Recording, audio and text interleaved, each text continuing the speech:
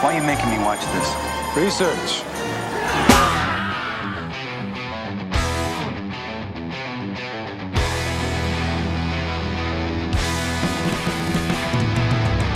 It's cool.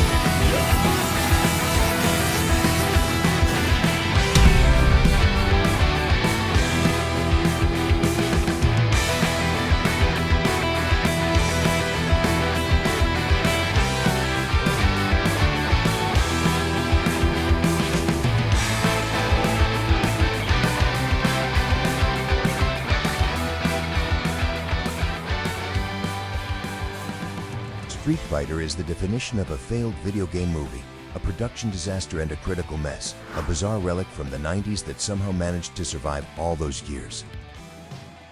And honestly, I get it. But after rewatching this film again recently, I found myself thinking something completely different. In fact, I almost wanted to say there will never be a better Street Fighter movie than this one. Too much? All right. But I had to get your attention somehow. When Street Fighter came out in 1994, it never really played out like a straightforward tournament film. You can see the fights, sure, but the structure keeps drifting away from that idea. One moment it's about combat, then suddenly you're looking at military bases, communications, global operations happening in the background. It all just keeps drifting and drifting sideways instead of staying in one clear line. The legendary Stephen E. D'Souza was behind the film as a writer and director, coming from earlier action work like Die Hard and Commando. And when you look at comments he made around that time, he never really framed Street Fighter as a strict adaptation of the game's tournament structure. It sounded more like he was thinking in terms of big action storytelling, pulling in different elements from 90s action cinema, rather than keeping it locked to the original game format. Once you keep that in mind, some of the choices in the film start to feel less random. For example, Guy doesn't really come across like a tournament fighter, and Bison feels closer to a military-style antagonist than a game boss, and a lot of the narrative is built around missions and movement rather than competition. At least that's how it comes across watching it now. And I don't know, for me, there's a kind of logic in that approach. Not necessarily in terms of what people expected from Street Fighter, but in terms of what this version of it seems to be trying to do.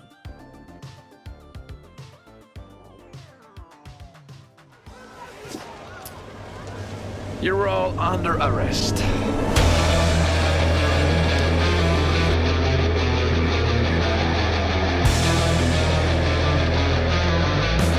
Skirmishes on every level. Come on!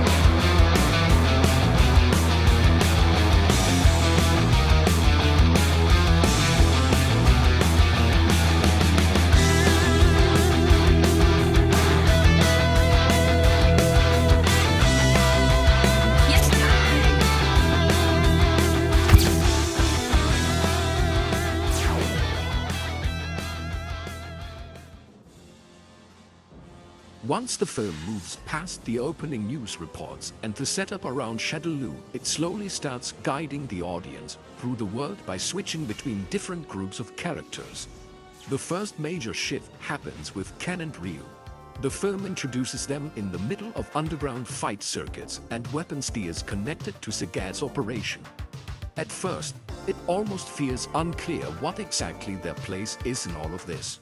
The movie never stops to over-explain them.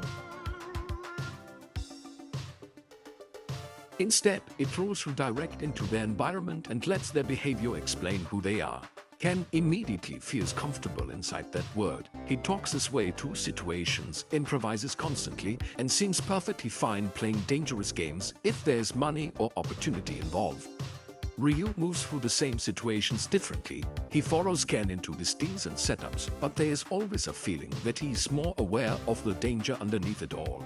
He feels calmer, more disciplined, less consumed by the criminal atmosphere surrounding them. And that contrast becomes important.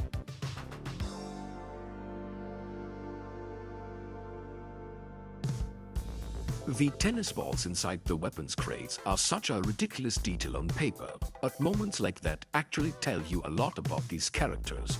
Ken and Ryu are surviving through deception, improvisation, and performance. They are not entering this world as traditional heroes charging into battle. they are navigating it from the inside. That gives their entire storyline a very different energy, because why Guile operates through military structure and direct confrontation. Ken and Ryu constantly adapt to whoever they're standing in front of. It makes the part of the movie feel less like a war film and more like an undercover crime story drifting through the middle of a Street Fighter universe.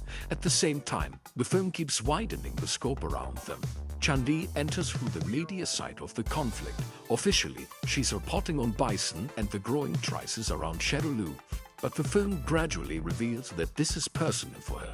Bison killed her father years earlier, and everything she does is connected to that revenge. What works surprisingly well is that the movie doesn't constantly stop to remind the audience of it.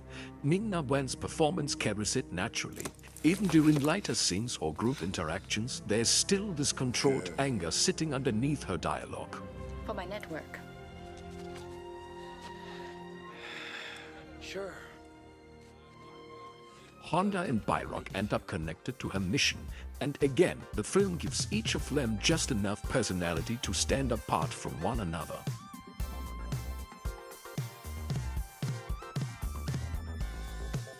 My turn. My favorite performance in the entire movie is Jean-Claude Van Damme as Guy. There's just something to his energy that makes the entire movie work. Jean-Claude Van Damme's version of Guy is fascinating because the performance almost exists between two different films at once. Sometimes he delivers lines with complete action movie confidence, almost effortlessly cool, and other times the accent pushes the dialogue into something much stranger and more theatrical. But honestly, that weirdness becomes part of the charm. Because at its best, Van Damme gives Guy some of the most memorable lines in the entire movie. The character feels less like a realistic military commander and more like a larger-than-life action hero dropped into a live-action cartoon war. And everything keeps leading back to him. Even Blanca's storyline reconnects directly to him. Charlie, one of Guy's closest soldiers and friends, is captured by Bison's forces and transformed into Blanca inside those bizarre underground laboratories beneath Shadow Lu. Through him, the movie suddenly shifts into dystopian sci-fi territory, especially once Del Sim realizes that his scientific work is being twisted into human experimentation. Again, another completely different tone. And somehow, the film still keeps all of it connected through Bison's presence.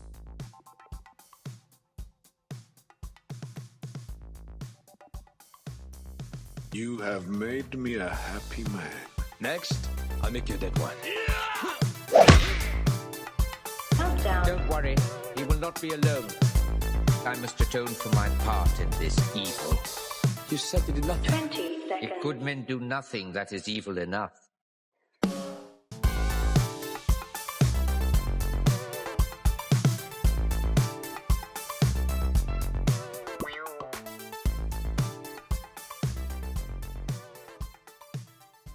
Zangief and DJ are operating inside Bison's inner circle almost like a dark comedy duo. Zangief is completely sincere. That's what makes him funny.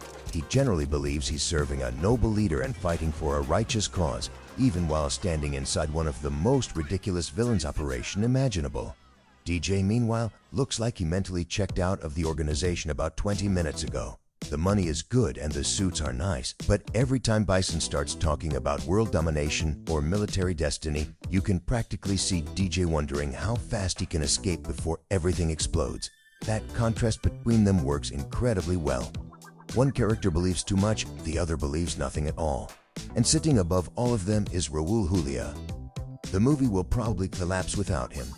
Julia plays Bison with this unbelievable theatrical commitment, like he fully understands how absurd the material is and decides to elevate it instead of apologizing for it. Every speech feels huge and every entrance feels deliberate. Even simple lines suddenly sound iconic because of the way he delivers them. When he talks about mourning the death of his greatest enemy because now he can never defeat him himself, it sounds less like comic book dialogue and more like some Shakespearean villain monologue performed on a giant Saturday morning cartoon set. And weirdly enough, that tone becomes the glue holding the film together, because every storyline, no matter how strange or disconnected it initially seems, eventually leads back towards either Guile or Bison. The military conflict and the revenge plot, the underground crime world and the experiments, and even the comedy characters. Everything keeps folding back into that central rivalry, and considering how many characters, tones and storylines this movie is juggling at the same time, it's impressive that it functions as coherently as it does, especially once you look at what was happening behind the scenes. The production was famously chaotic. Rewrites were happening during filming. The schedule became increasingly difficult to manage, and the studio was under pressure to turn Street Fighter into a major global blockbuster while simultaneously trying to appeal to both Western action audiences and fans of the games. Van Damme himself was already at the peak of his global action star fame after films like Bloodsport, Kickboxer, Universal Soldier and Time Cop. But reports from the production described constant delays, exhaustion and personal issues affecting the shoot. And there was Raul Julia. By this point, Julia was already seriously ill with stomach cancer, although many people on set did not fully realize how severe his condition had become during production. He reportedly accepted the role largely because his children loved Street Fighter, which honestly makes the performance even more extraordinary in retrospect. Because despite everything happening around the production, despite the illness, despite the absurdity of the material, he never breaks character for a second. He commits completely. And decades later, that commitment is still one of the main reasons people continue talking about this movie at all. The entire project started growing into something much larger. The movie was no longer just an adaptation of Street Fighter II. It became part of a full multimedia push that included toys, merchandise, promotional campaigns, and eventually Street Fighter, the movie, the game. And it took things into completely bizarre territory. Because this was now a game based on a movie based on a game, using digitized footage and likenesses of the actual actors from the film. For a brief moment, Jean-Claude Van Damme, Raul Julia, and the rest of the cast literally became official Street Fighter character versions inside the franchise itself. At the same time, the arcade industry was already changing because of games like Mortal Kombat 2, which popularized digitized live-action actors inside fighting games. Capcom clearly understood that trend and realized the movie could feed directly back into the games again. So the production turned into this strange creative loop. The movie inspired a game. The game reused the actors. The actors became part of the franchise canon for a while. And the entire thing started creating its own alternate version of Street Fighter history. Capcom photographed the actors, captured movements and rebuilt them for the arcade game itself. Van Damme reportedly only had a few hours available to shoot material because production schedules were already becoming difficult by that point. And somehow, that chaos makes the whole thing even more fascinating. Because for a short period in the mid-90s, the movie versions of these characters weren't just promotional material anymore. They became Street Fighter. A film that can still be enjoyed today because of its chaotic energy, surprisingly layered world-building, memorable character dynamics, and the complete commitment of performances from Jean-Claude Van Damme and Raul Julia. And maybe that is why Street Fighter still survives today. Because it wasn't perfect. And it didn't faithfully recreate the game. But almost every part of it feels like a giant creative risk that somehow escaped from another timeline. You can feel the clash of ideas everywhere. Arcade culture colliding with Hollywood's serious military action mixed with cartoon energy. Actors trying to turn impossible material into memorable characters. A movie becoming a game, while the game itself was already trying to compete with a completely different era of fighting games. And somehow, through all of that chaos, the film created its own identity. An identity built on oversized performances, strange creative decisions, sincerity and accidental comedy, ambition and pure 90s energy. Because movies like this do not really exist anymore. Street Fighter was messy, commercial, confusing, and ridiculous at times. But it was also unforgettable and unique. And in the end, that may be the most Street Fighter thing about it.